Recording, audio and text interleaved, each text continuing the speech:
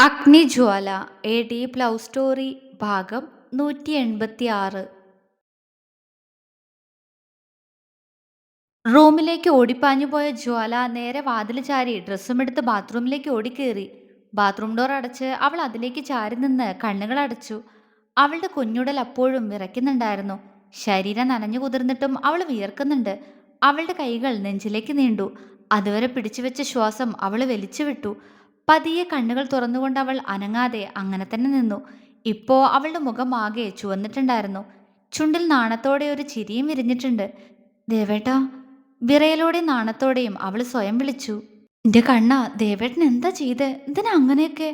എന്തോ പറഞ്ഞു തുടങ്ങിയതും അത് അവൾ തന്നെ നിർത്തി. അതിനെന്താ, എന്റെ ദേവേട്ടനല്ലേ? അവൾ ചുണ്ടു കൂർപ്പിച്ച് കുറുമ്പോടെ ചോദിച്ചു. പിന്നെ എന്തിനാ നീ ദേവേട്ടനെ തള്ളി മാറ്റിയേ? അവൾ സ്വയം അവളോട് തന്നെ ചോദിച്ചു. അത് പെട്ടെന്ന് ഞാൻ ഞെട്ടിപ്പോയി. അവൾ ആ നിമിഷം ഓർത്ത് വെപ്രാളപ്പെട്ടു. എന്തിനാ ഞാൻ ദേവേട്ടനെ തള്ളി മാറ്റിയേ? എന്നോട് ദേഷ്യമായിട്ടുണ്ടാവോ? അവൾ വിരൽ കടിച്ചു. ആളെ നോക്കാൻ എന്തോ ഒരു നാണം തോന്നി. അതാ പെട്ടെന്ന് അവിടുന്ന് ഓടിപ്പോന്നേ. അവൾ വാതിലിലേക്ക് നെറ്റി മുട്ടിച്ചു വെച്ചു. അപ്പൊ എന്തിനടി പോത്തെ കണ്ണു നിറച്ച്? ദേവേട്ടന് സങ്കടായി കാണില്ലേ? അവൾ അവളുടെ തലയ്ക്ക് തന്നെ കൊട്ടി. അത് പെട്ടെന്ന് ടെൻഷനായി. കണ്ണെന്തിനപ്പം നിറഞ്ഞ് നിക്കും അറിയൂല. ദേവേട്ടന് വിഷമായി കാണൂലേ? അവൾ ചുണ്ടു പിളർത്തി. അഗ്നിയുടെ ദയനീയമായ മുഖം മനസ്സിലേക്ക് വന്നതും അവളുടെ മുഖം മാറി. പാവം, ഞാൻ പിണങ്ങിന്ന് കരുതി കാണും.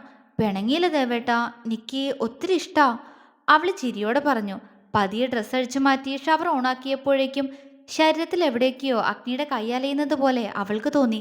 അവന്റെ മീശയും താടിയും എവിടേക്കോ കൊണ്ടു കയറുന്നത് പോലെ. ജ്വാലയ്ക്ക് അഗ്നിയെ ഒന്ന് കാണാൻ തോന്നി. അവനോട് ചേർന്നിരിക്കാനുള്ള ആഗ്രഹം. അവളും ഇന്ന് അവനോളം തന്നെ ആഗ്രഹിച്ചു തുടങ്ങിയിരിക്കുന്നു പരസ്പരം ഒന്നാവാൻ. അതുകൊണ്ട് തന്നെ അവനിൽ നിന്നുള്ള ഒരു പ്രവൃത്തിയും അവളിൽ ഇഷ്ടക്കേട് നിറച്ചിട്ടില്ല.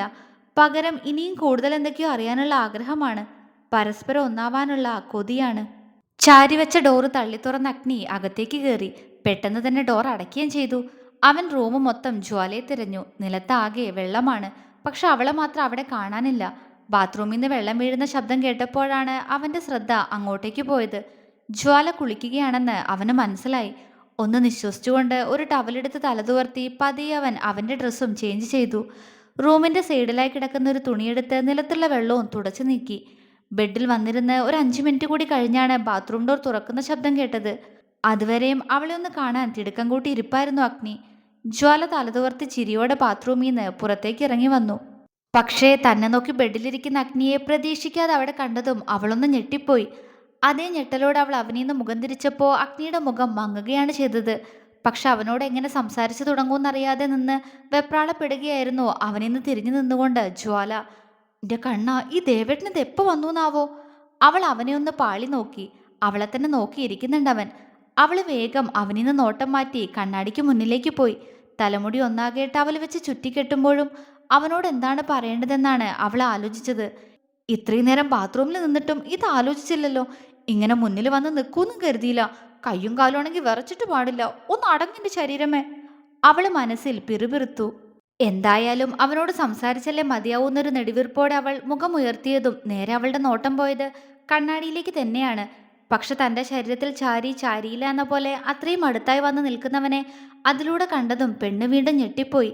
പെട്ടെന്ന് അവനിൽ നിന്ന് മറികടന്ന് അവൾ ഡോറിന്റെ അടുത്തേക്ക് നടന്നു. എന്തോ ആ മുഖത്തേക്ക് നോക്കാൻ പറ്റണില്ലല്ലോ എന്റെ കണ്ണ, അവള് ദയനീയമായി പറഞ്ഞു. ഡോറ് തുറക്കാനായി കൈകൾ കുറ്റിമേൽ അമർന്നതും അഗ്നി പെട്ടെന്ന് അവളുടെ മറുകൈയിൽ പിടുത്തം വിട്ടിരുന്നു. ജ്വാല വിറയലോട് അങ്ങനെ തന്നെ നിന്നുപോയി. കുഞ്ഞാ, അവളിലേക്ക് ചേർന്ന് നിന്നുകൊണ്ട് അവൻ വിളിച്ചു. മറുപടിയായി ഒന്ന് മൂളാൻ പോലും അവൾക്ക് കഴിഞ്ഞില്ല. പക്ഷെ അവളുടെ മൗനം പോലും തന്നോടുള്ള പിണക്കമാണെന്നായിരുന്നു അഗ്നി കരുതിയത്. കുഞ്ഞാ, പിണക്കാണോടാ? ഇടർച്ചയോട് അവൻ ചോദിച്ചു. ജ്വാല ഞെട്ടിപ്പോയി. തന്റെ മൗനം കാരണം അഗ്നി എന്താണ് ചിന്തിച്ചതെന്ന് അവൾ അപ്പോഴാണ് അറിഞ്ഞത്. കുഞ്ഞാ, ഞാൻ സോറി അഗ്നി എന്തോ പറയാൻ ശ്രമിച്ചു. പക്ഷെ അവൻ പറഞ്ഞു പൂർത്തിയാക്കും മുന്നേ ജ്വാല തിരിഞ്ഞു നിന്ന് അഗ്നിയുടെ നെഞ്ചിലേക്ക് മുഖമമർത്തി അവനെ മുറുകെ കെട്ടിപ്പിടിച്ചു കഴിഞ്ഞിരുന്നു. അഗ്നി ഞെട്ടലോടെ അവളെ തലതാഴ്ത്തി നോക്കി. അവനോട് ഒട്ടിക്കൊണ്ട് നിൽക്കുന്നുണ്ട് പെണ്ണ്. കുഞ്ഞാ, നിക്കേ പിണക്കൊന്നുമില്ലല്ലോ?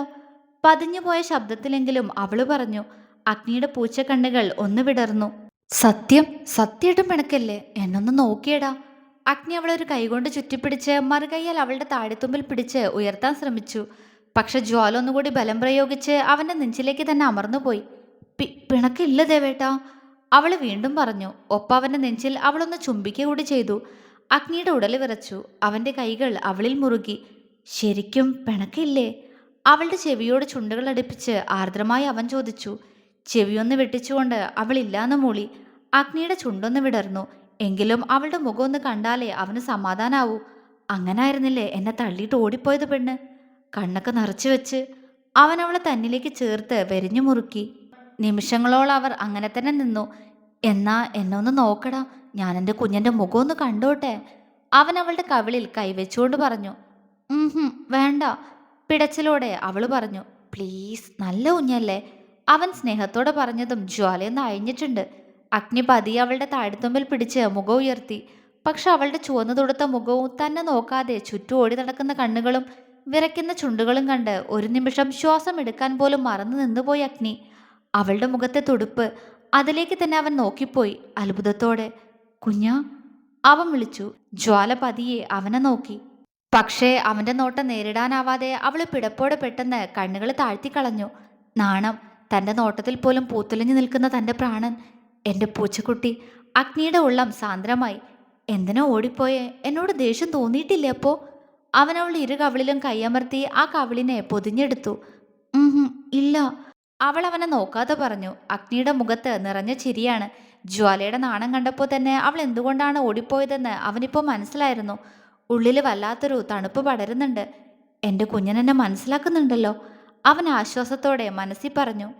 പിന്നെന്തിനാ ഓടിയേ? അത് പറ. ഇത്തവണ അഗ്നിയുടെ ചോദ്യത്തിൽ കലർന്നത് കുറുമ്പായിരുന്നു. അത് പെട്ടെന്ന് അങ്ങനെയൊക്കെ നിക്ക് പെട്ടെന്ന് എന്തോ പോലെ ദേവേട്ടനെ നോക്കാൻ കഴിയാതെ നാണം. അവൾ വിക്കി വിക്കി പതിഞ്ഞോട് പറഞ്ഞു. അഗ്നി പതിഞ്ഞൊന്ന് ചിരിച്ചു. ആ ചിരി കേട്ടതും നാണത്തോടെ അവൾ അവൻ്റെ നെഞ്ചിലേക്ക് തന്നെ മുഖം പൂഴ്ത്തി കളഞ്ഞു.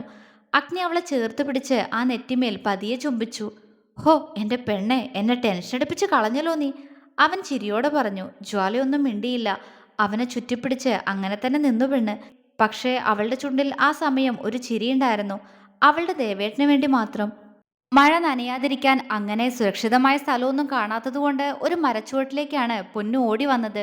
അവിടെ നിന്നാലും മഴത്തുള്ളികൾ ദേഹത്തേക്ക് പതിക്കുന്നുണ്ട്. അപ്പു അങ്ങോട്ടേക്ക് വന്നതും ഒരു പിടപ്പോടെ അവൾ അവനീന്ന് നോട്ടം വെട്ടിച്ച് മഴയിലേക്ക് നോക്കി. പക്ഷെ അപ്പുവിൻ്റെ നോട്ടം അത്രയും ആ പെണ്ണിലാണ്. മഴയിലേക്ക് നോക്കി നിൽക്കുകയാണെങ്കിലും കഴിഞ്ഞുപോയ നിമിഷങ്ങളിലാണ് അവളുടെ മനസ്സെന്ന് അപ്പുവിന് അറിയാമായിരുന്നു. അവൻ മീശത്തുമ്പ് കടിച്ചു പിടിച്ചൊന്ന് ചിരിച്ചു. നാഗവല്ലി. അപ്പോഴും അവൻ്റെ ചുണ്ടുകൾ പതിയെ മൊഴിഞ്ഞു. കുറേ നേരം പൊന്നൂന്റെ മൗനം കണ്ടു നിന്നെങ്കിലും താൻ ചെയ്ത പ്രവൃത്തിയിൽ അവൾക്ക് ദേഷ്യമായോ എന്ന് അവനറിയണം. അവളിങ്ങനെ മിണ്ടാതെ നിന്നാ അതെങ്ങനെ അറിയും? ഈ മഴയൊന്ന് നിന്നിരുന്നെങ്കിൽ ആളുടെ മുന്നിൽ നിന്ന് ഓടിപ്പോവായിരുന്നു. പൊന്നൂന്റെ മനസ്സ് പറഞ്ഞത് പക്ഷെ അങ്ങനെയാണ്. അല്ലാതെ അപ്പൂൻ്റെ അടുത്ത് നിൽക്കാൻ പോലും അവൾക്ക് ആകെ ഒരു ചമ്മല്. ഇന്നോളില്ലാത്തത്. അവൻ പെട്ടെന്ന് അവൾക്ക് അടുത്തേക്ക് ചാഞ്ഞു വന്ന് അവളുടെ നനവാർന്ന വസ്ത്രത്തിന് മുകളിലൂടെ അവളുടെ ഇടുപ്പിൽ കൈവച്ചു. അവനെ ഒന്ന് തടയാൻ പോലും കഴിയാതെ പൊന്നു വിറച്ചു നിന്നു. അപ്പു അപ്പോഴേക്കും അവളെ തന്നിലേക്ക് ചേർത്ത് പിടിച്ച് ആ ഇടുപ്പിലുള്ള പിടി ഒന്നുകൂടി മുറുക്കിയിരുന്നു. അപ്പേട്ടാ, അവളെ വിളിച്ചു. ആഹാ, അപ്പം നാവുണ്ടായിരുന്നോ? ഞാൻ കരുതി നിന്നെ കിസ് ചെയ്ത കൂട്ടത്തിൽ ഞാൻ നിന്റെ നാവ് കൂടി പിഴുതെടുത്തൂന്ന്. അപ്പു അവളെ കളിയാക്കി. പൊന്നുവിൻ്റെ ചുണ്ടു കൂർത്തു. അത് കണ്ട് അവൻ്റെ ചൊടികൾ കൂടുതൽ വിടർന്നു. എന്താടി നാഗവല്ലി ഇങ്ങനെ കൂർപ്പിച്ചു നോക്കുന്നേ? നീ മിണ്ടാതെ നിൽക്കുന്ന കണ്ടതുകൊണ്ട് ചോദിച്ചതല്ലേ? അവൻ ചോദിച്ചു. എൻ്റെ നാവ് എൻ്റെ തന്നെ ഉണ്ട്, ഇയാൾ വിട്ടേ. അവൾ അവനീന്ന് കുതറി മാറാൻ ശ്രമിച്ചു. അപ്പു പക്ഷെ പെട്ടെന്ന് അവളെ അവൻ്റെ മുന്നിലേക്ക് നിർത്തി. ഇരു കൈകൾ കൊണ്ടും അവളെ ലോക്ക് ചെയ്ത് പിടിച്ചു. പൊന്നു പിടപ്പോടെ അവൻ്റെ കണ്ണിൽ തന്നെ ഉറ്റുനോക്കിപ്പോയി. തുടരും.